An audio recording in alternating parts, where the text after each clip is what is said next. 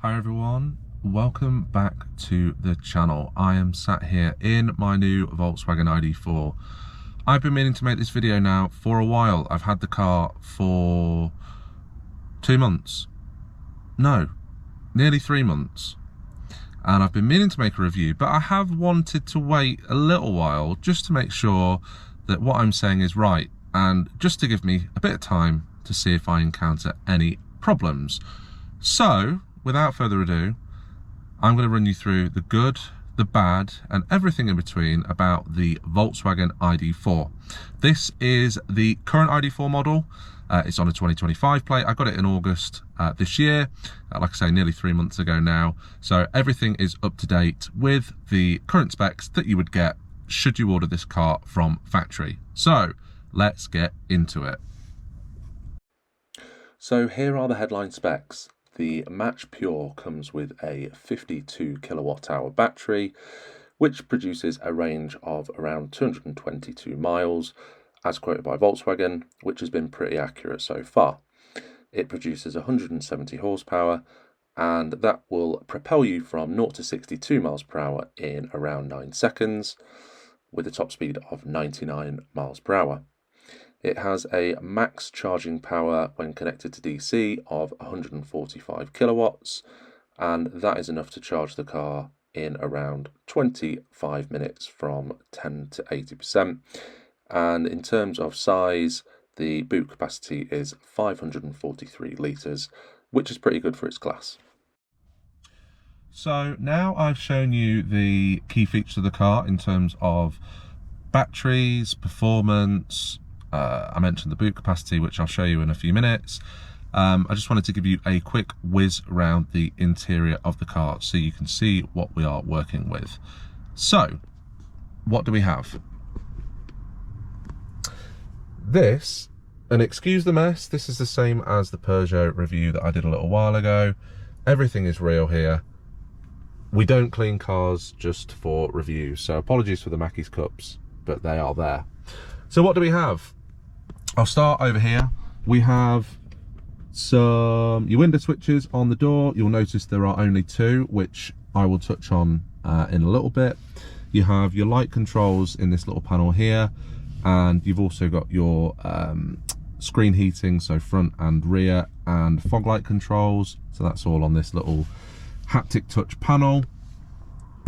On the steering wheel, you have on the right hand side, you've got track selection or skipping track buttons, can't remember what they're called. You've got your voice control, which you can either use to control EDA, I think it's called, which is the in-car assistant, or if you hold it, you can activate Siri if you're using your phone, or I assume you can use the Android equivalent. And then you also have 2 buttons here, which will control the display. So I'll show you how that works in a second.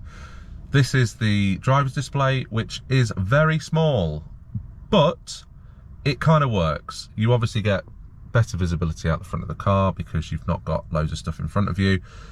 The system that we had in the Tiguan, I think, was better because it was just more usable, but this does the job. So the left-hand side shows you your driver assistant, the center shows you the speed and your charge and range, and the right, when you're driving, will show you basically your consumption. So it will show you how many miles per kilowatt that you're traveling, etc. You can change the view, so if you want to adjust it, you can make sections bigger. You can just go for just the speedo and get rid of the other bits, but I tend to just leave everything in view. But it does the job. And when you're using navigation in the car, inbuilt nav, not Apple Maps or Google Maps, but the inbuilt nav system, it does show you directions on there as well.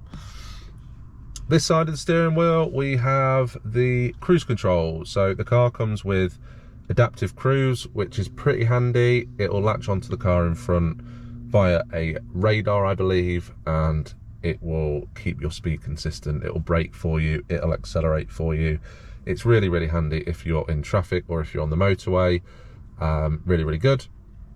On the right hand side, this stalk here, trying to get an angle, This is where you have your drive selector, so you push it forward for drive. You push it forward again to go into B mode, which is Volkswagen's version of one pedal driving, although it's not completely one pedal. And then back towards you for reverse.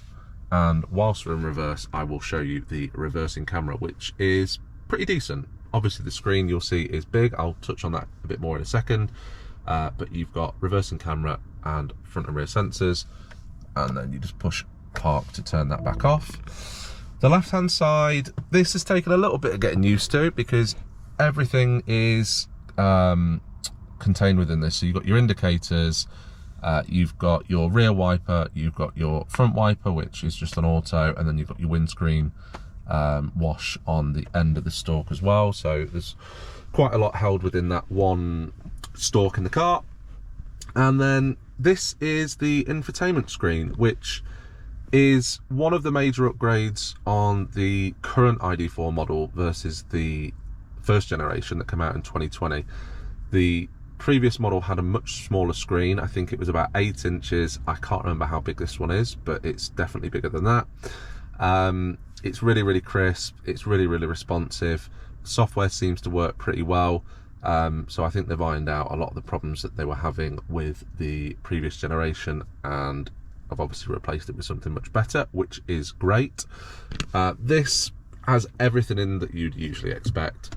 So we've got wireless Apple CarPlay and Android Auto, which, there we go, is working. But yeah, nice and responsive, no lag. Yeah, everything that you could want. You have all of your charging info in here, so you can set what you want the batteries to charge to in terms of percentages. It will tell you your rapid charge capability. You can set charging locations, which I'll touch on a bit more shortly. You also have all your climate control buttons through here, so you can just use these touch buttons for the passenger, driver, and then the sound, but you actually have the full climate menu here. So you can do it more through this, and then it's just normal stuff really. Got DAB radio, FM radio.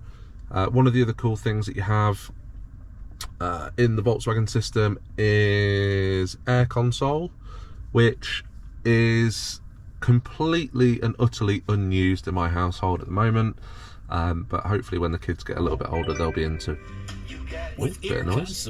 Everyone can anyway, it doesn't work, but you can basically pair your phone to the car. It has a number of games that are built in, and you use your phone as the controller. So you could play racing games, you could play Who Wants to Be a Millionaire, etc, etc. So yeah, overall infotainment screen has been good. And then you've got other bits and bobs in here, like your if I put the ignition on, you've got things like attention monitor, auto hold, speed warning, lane assist. You can control all your driving features through there. You've got driver modes, so you've got eco, comfort, sport, and individual, but I tend to just leave it in comfort mode. And yeah, that's about it really. It's pretty easy to navigate. I had a Tiguan. I know I've mentioned this many times before, and I've just mentioned it about the driver's display, but I had a Tiguan before, so the layout of the system is fairly familiar to me. If you're new to Volkswagen, it will probably take a little bit of getting used to how to work it and where everything is, but it doesn't take long, and once you are used to it, you're sorted. We've got down here a couple of cup holders, and we've got some storage underneath if you want to take that out, which is rather handy. And then down here we have some more storage. We also have a wireless phone charger, which is under there. You can't see it very well. Similar to the Peugeot that I reviewed last time, the wireless charger is not very good. I'm not sure what the speeds are supposed to be like, but very disappointed. I have seen cars coming out recently that have got 30, 40, 50 watt wireless charging. The Chinese brands are really doing well with stuff like this, but the Europeans still seem to be behind. I'm sure they are getting better, and I'm sure there are better European systems out there than this one, but as it was in the Peugeot, all that the wireless charger seems to do with my phone is warm it up. It doesn't actually charge it. So I put it on there anyway. It seems to keep the charge, but it doesn't actually really do anything other than that. We also have 2 USB-C ports down there, and then in the rear we also have another 2 USB-C ports. Not a lot to see up here, but you've got a couple of interior lights, and then you've got your SOS button and things like that as well. Now, whilst I'm in here, I will tell you about one of, well, actually all of the problems and dislikes that I've had with the car so far have been in the cabin. When I say problems, I've not really had problems as such, but on 2 occasions now, the infotainment screen has gone completely black and it hasn't worked. First time it happened, I was driving home from my son's football, about 10 minutes down the road, so it wasn't a huge deal. It just meant that we didn't listen to any music on the way home, because you just cannot do anything through the system. It does not work at all. I read online that you can turn the car off, walk away, lock it, come back, and it should reboot. Tried that, and it didn't seem to make any difference in the short term, so I had to just deal with it and live with a black screen for 10 minutes. However, I went away for the weekend recently with my wife. We were going to Manchester, which is about a 3-hour drive from where we are, and the screen, when we got in the car to go, was black. Nothing at all. So again, I tried to delay the trip, and I'm getting a phone call. Let me just get rid of that. So we tried to delay the trip by a few minutes, and basically reboot the system, plugged the car in, unplugged it, switched it off completely, you name it, we tried it. But we had to go, we couldn't delay any further, so we just had to grin and bear it and go with a black screen, which was not enjoyable at all. We had nothing for 3 hours. We couldn't listen to music, we could not listen to podcasts, we couldn't use the navigation. I tried to use voice control to program the navigation to take us where we were going, so I could use it through the driver's display, and that didn't work.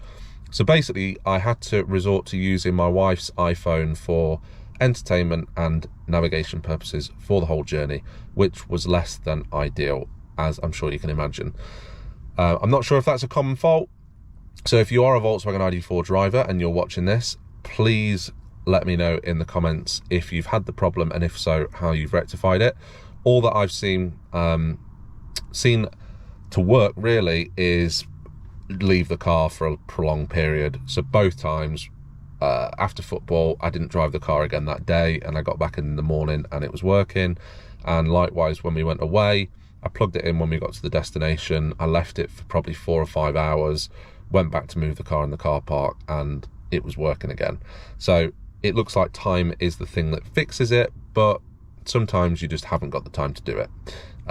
So yeah, not great, but hopefully it's a common problem and Volkswagen are aware of it, and they will update something in the software to resolve the problem.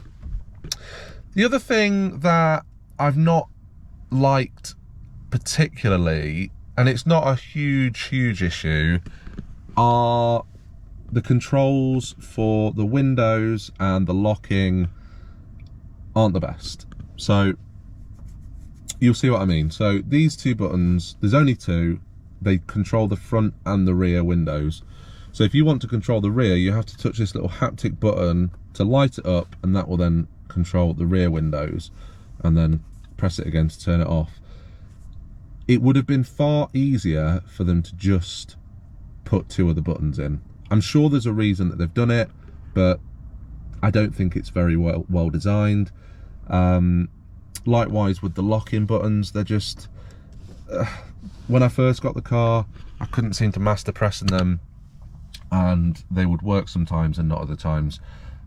So that has been a bit of a pain point. But other than that, the way the car has worked, the way the car is driven has been very good. Obviously, you've seen the key specs of the car, the range, what the range is quoted at. The performance, the car performs well, as most electric cars do. Well, I say most, all electric cars do, particularly if you're darting around town. Really good off the line at traffic lights. If you want to get ahead of somebody, instant acceleration, and the range is quoted at 221 miles, I believe. It is 12 degrees outside, so not very warm, and we've got 51% of the battery left, which is 110 miles. So you're about bang on the real world range as to what Volkswagen are quoting, which is good. Obviously that will be impacted by the weather, so I've noticed when the temperature drops below 10 degrees, I do see a bit of a drop off on the range. So that does make a little bit of a difference, and if you've got the heating on and things like that, it will impact the range. But in general, it has been pretty solid. Around town, I probably average on a nursery run, which we're into town, back out of town, it's about 8 miles. We probably average about 5 miles per kilowatt, which would put the range at around 260 miles if that was the only journey that we did. On a longer journey, that is when you see the big drop off in the range. So you're more likely to get something like 180 miles or so on the motorway if you were just purely driving on the motorway doing longer journeys. But yeah, overall range has been spot on. So yeah. Now, if you do require the longer range version of the ID.4, here is a comparison to show you the difference between the Pro and the Pure version. So the Pro gives you a battery capacity of 77 kilowatt hours versus 52 kilowatt hours. That translates to a range quoted at 347 miles versus 122. It also gives you more power, producing 286 horsepower versus 170. And that gives you a higher top speed at 112 miles per hour and a quicker 0 to 60 time of 6.7 seconds. The DC max charge power is also improved at 175 kilowatt, but because the battery is bigger, the 10 to 80% charge time is slightly slower at 28 minutes.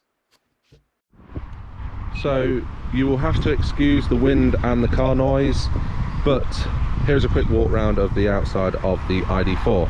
So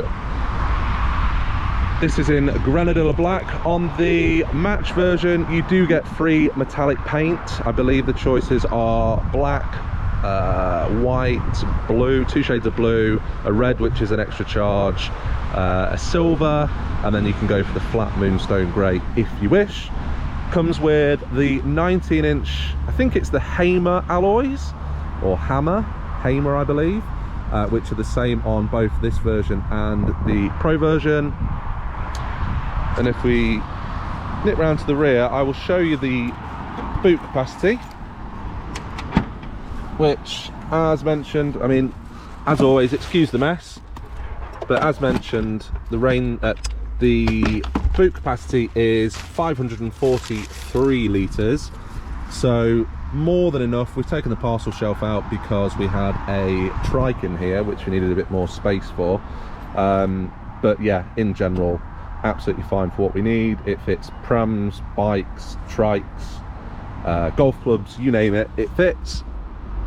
You also have some extra storage here where the charging cables will be homed, it's where they live, which is pretty handy, so they're not taking up any boot space. The main difference is in the spec. I'm going to show you a comparison between the Pure and the Pro in terms of performance and range and things like that, so you'll see that shortly. In terms of the key differences in spec, because there are a few things extra that you get on the Pro apart from the bigger battery and range. You get, this car comes with standard LED headlights. The Pro version comes with matrix LEDs, which give you cornering lights, gives you like high beam assist, things like that. And then you also get the light bar on the Pro that connects the two headlights together.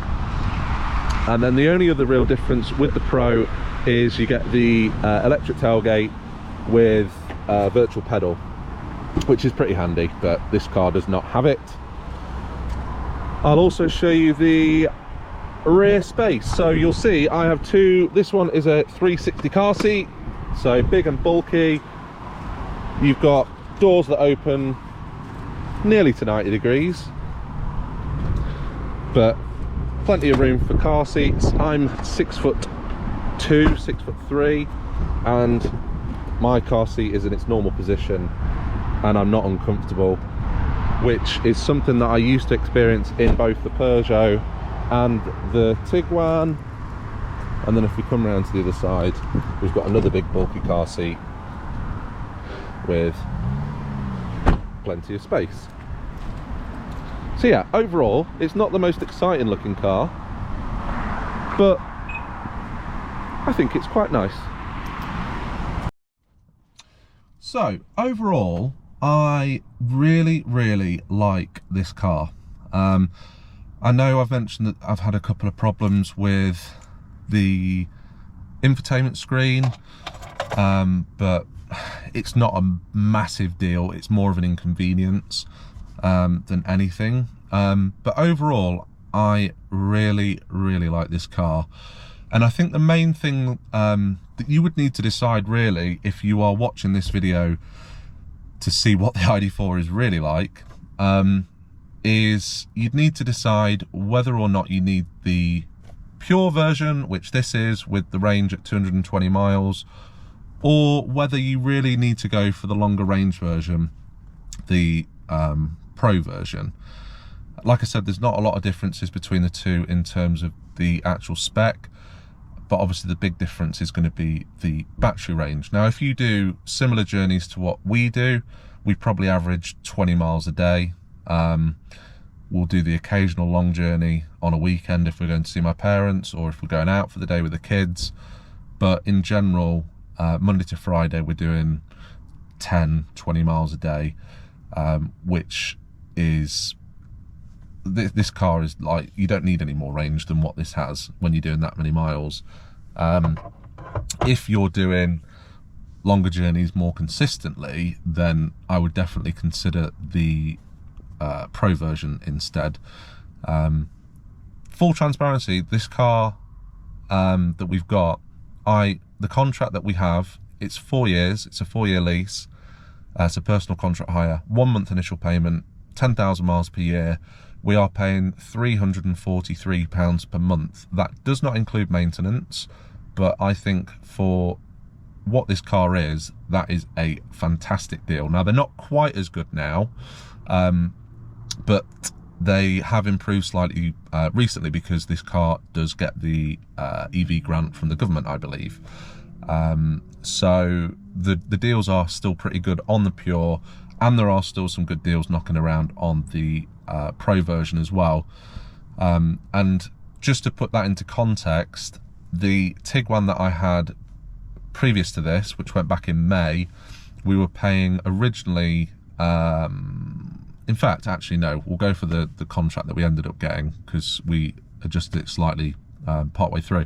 We were paying £331 for the Tiguan a month. Now, that did include maintenance, but this car needs less maintenance with it being an electric car.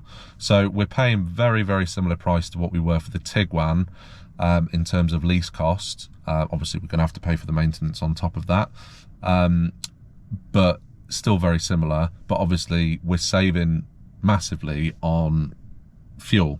So this car, and I don't have a home charger, and I'm going to run through some details on that in another video, as to whether or not you need a home charger to run an EV. But this car probably costs us £5 a week in electricity, I would guess. Probably £5 a week, 20 quid a month, something like that. Obviously, sometimes it's a bit more if we're doing longer journeys, but for general typical driving, probably 20 quid a month. The Peugeot that we were running before, which was efficient for a petrol car, we were getting decent economy out of it. Same mileage, same journeys, everything pretty much the same as it was when we had that. That was probably costing us between 120, maybe £150 a month in petrol. So we're saving £100 a month on fuel versus what we were paying previously, so I don't really mind spending a little bit more on the car because overall the saving is still there. So yeah, hopefully you have found this review helpful. I try and be as honest as I can, and if I had severely disliked this car, I would have told you, but genuinely it is good. I know it's not the most exciting, it's not the most performance focused, but when you've got two kids like me, who cares whether it can do 0 to 60 in 6.7 seconds versus 9? It makes no difference really to how I feel, how I sleep at night. So yes, it would be nice. Yes, it would be nice to have something that looks a bit more exciting, like the Tavascan that's based on the same platform, or I think the Enyaq looks really nice, and there's some good deals on Enyaq as well, or the Audi Q4. But in reality, at the time of looking at this was by far the best option out of this segment of car in terms of lease cost. The only one that came close, and it was more expensive, the range was better, was the Renault Scenic. I think they were probably 50 quid a month more, but again, it was like, yes, I'm going to get 350 mile range or whatever they quote it at versus 220. Do I really need to spend £600 a year extra to have a slightly better, well, a much better range? Yes, don't get me wrong, but when I don't use it, is there any point in spending £600 a year for that? No, not really. Did I like the looks a bit more? Probably, but do I really care? No. So yeah, overall, this is a very good car. I think if you're considering changing your car and you're thinking of going electric, or you're already in an electric and you want to change it, or you want a bigger car, or whatever it is, I would definitely consider the Volkswagen ID.4. So yes, I hope you found this review helpful.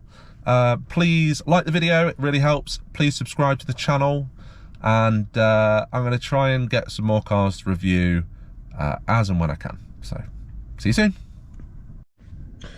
One last thing that I forgot to mention is, if you are looking at leasing a new car or van, please click the link in the description of the video to take you to our website, where we have all of our offers that we currently have available. If you're looking at an ID.4, if you're looking at any car at all, we have offers across all makes and models on business and personal lease and vans. So thank you again, thanks for watching, click the link, make sure you like and subscribe, and I'll see you next time. Bye.